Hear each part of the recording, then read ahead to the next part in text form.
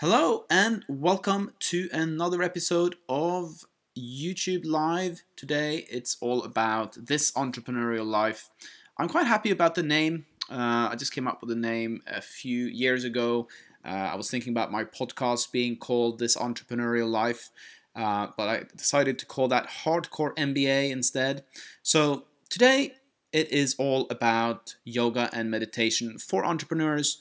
Now, if you're not an entrepreneur, you might be asking yourself, that's a bit weird. Why would I be doing yoga and meditation? And what is yoga and meditation? So, when you're an entrepreneur, let me introduce myself first. Got some new glasses on here today. I am the best-selling author of a book called Never Work Again and 90 Days to Profit, which you have behind here. Let me just bend over. 90 Days to Profit is there. Everything is the reverse when you do YouTube Live, and I'm actually looking at myself as well doing this. And also a book called Outsourcing Mastery, which you get for free when you buy Never Work Again. So basically, my name is Erlen Bakke. I'm a serial entrepreneur. I've been podcasting. I've been doing stuff online for quite a while. And I'm recently exploring YouTube Live, having a lot of fun with it. It's for me, it's a daily thing. Monday through Friday, different topics, and the goal is, of course, to try to help entrepreneurs succeed in their business and have a good life at the same time. So today it's all about yoga and meditation. This is not something I've been doing for a very long time, but I have interviewed about 250 world-leading experts, and a high percentage of them have some kind of meditative practice and do yoga. So, for instance, the founder of UGG Shoes, Brian Smith, does yoga, and I've met a lot of other high-profile entrepreneurs, and I've asked them, how do you sort of deal with all the stress of running a business and all the uncertainty and all these things? And very often they've said, oh, I just do yoga.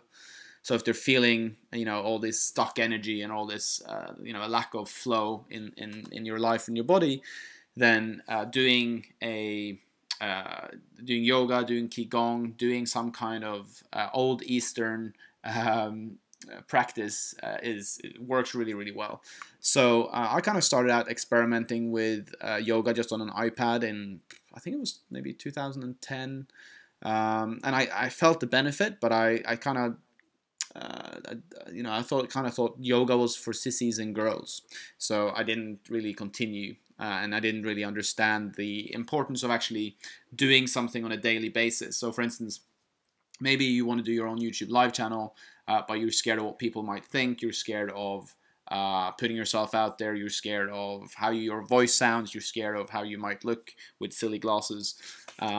So the way to move through that is actually just to do it, and over time things compound. So I'm always thinking about kind of what am I doing on a daily basis, because over time that becomes a really big part of your life. So that is related to yoga, meditation, and saving money, training, success, everything like that. So you want to sort of do that on a daily basis. One of the top 10, I'm going to make a blog post about my 10 top books, and those books I read on a yearly basis. So if you want to watch that episode, you can write a comment below. So in terms of meditation and yoga, so like before we thought our brain was static, but now it's actually proven that our brain is, you're able to reprogram your brain, you're able to create new pathways in your head.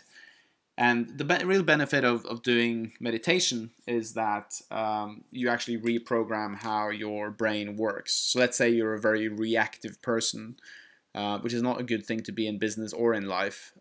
Through meditation, you become less reactive, which means you allow more things to just pass, and you can make much better decisions. And if you make bad decisions in business, it's really expensive, it's really costly, it's taxing, it drains your energy. So it's really important to actually manage your energy in business. And that's something I've been working on a lot recently, because what I've realized is there's a lot of things that are not worth spending energy on. You should try to save up your energy for what the most important things are in life. So for instance, if you're driving in traffic, somebody cuts you off, you get annoyed, then you're wasting energy. Um, so letting all those things just go and then saving up for maybe the important sales call or the YouTube live video that you're making could be a good idea. Um, so managing your energy is important, and yoga meditation is really part of energy. Now, you might think that energy is like this fluffy, hairy, fairy thing, but I think you can feel it. You can feel it when you win a new contract. You can feel it. You can feel it. Like, let's say you win a tennis match. You can really feel like that energy when you hit the perfect serve, or maybe you don't do sports, but maybe when you're doing something else. There's different types of energies in our body, and I find that the combination of yoga and meditation is awesome. Obviously, we have limited time in the day, so the question is, most people will say, I don't have time for that. Well, what is the long-term cost of you not doing it? Because of the way we work, the human brain, is that we try to get to where we want to go as quickly as possible, and we're not very good at planning long term, but we're very good at doing things short term. So the important thing is to sort of find a practice that fits into your day. I use an app called Yoga Studio. Yoga Studio is awesome. There's lots of different videos in there. You can do a 15-minute session, you can do a 30-minute session, you can do a 1-hour session. And I really like the pace of that app because I actually do yoga in the morning, and sometimes I do it in the evening. It depends, but I fit it into my day. So I'm actually doing yoga every single day, and I prioritize it over other things because it actually gives me more energy than other things. So if I have the option of meeting somebody that I don't really want to meet or doing some yoga, I'll probably do yoga because that gives me more and makes me better as a person. So there's reasons or results. Either you do something or you don't do something. If you want the result, you typically have to take some kind of action and do something. So fit it into your day. What's better? Is it better to watch TV, or is it better to do like 30 minutes of yoga when you get home from work, or in the evening? It's probably better to do like a 30-minute yoga session, just to move your body. And it depends what you do for work, but if you're sitting in front of a computer all day, it's really good to just move your body and get that energy flowing. And so I use Yoga Studio. Depending on where I am, I'm usually part of I go to a yoga studio as well. I like the social aspect of it. There's usually really good people at these yoga studios. So I've met a lot of really successful people at the yoga studios as well. So it's good for networking, believe it or not. And people that do yoga are typically pretty cool people. There's also some yoga bitches out there, but you don't have to pay attention to them. And then meditation, I do transcendental meditation. So tm.org. I started doing that in New York. I learned it in New York. I paid $1,000 for it. I can't really go deep into what it is and how it really works, but I suggest you go to tm.org. It's used by a lot of famous people: Clint Eastwood, Katy Perry. A lot of famous people do TM, or transcendental meditation. It has a lot of scientific proven effects. It works really well for me, and my life just keeps on getting better and better. It's kind of like having this toolkit of things that you can tap into when you feel like life is difficult. And the meditation practice also gets better over time, right? So the goal isn't to get better, but the more often you do it, the better you function, the better your brain works, the better results you get. But it is a long tail thing.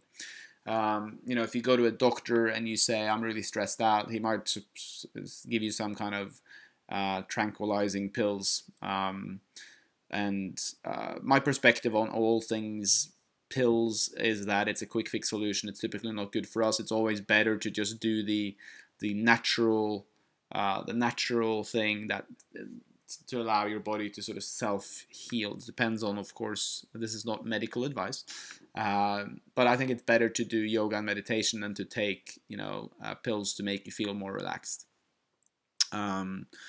So for most entrepreneurs out there, the failure rate is high. A lot of people fail.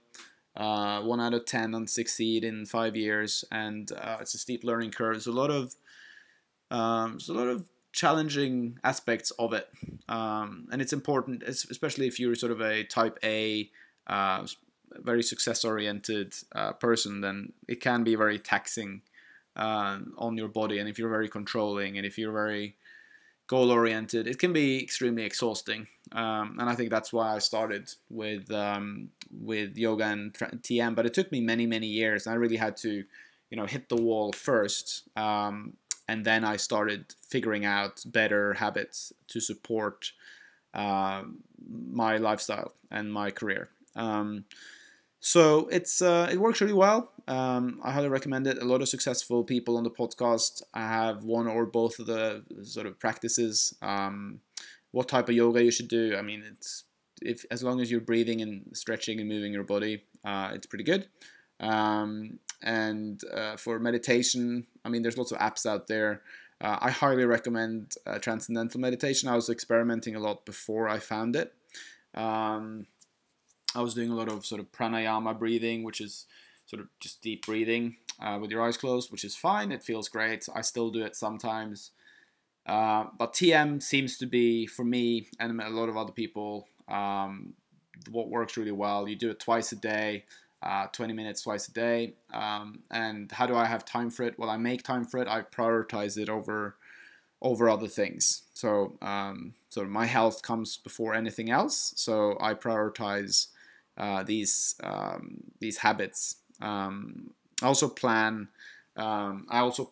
recovery days. So let's say I'm speaking somewhere for 2 days. Then I might take 1 or 2 days off after that just to recover, because it takes a lot of your energy. And energy management is really important in life for everyone.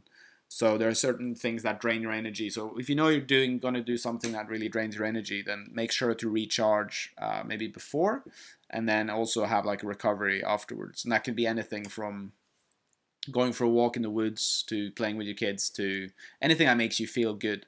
And sort of thinking about it and planning it out a little bit. So what I used to do is I used to just work and not try to limit myself in terms of time. I used to work 12-hour days and just I believed that just doing things would solve everything, but that's not how life is meant to work. There's yin and yang. You need to be out there doing stuff, but you also need to recover. And meditation and transcendental meditation and yoga, great ways of doing it.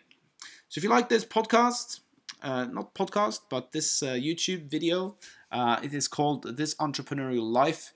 I'm doing these Monday through Friday. They're quite short snippets just to motivate you as an entrepreneur, help you out, and I'm just basically blogging about my own entrepreneurial experience.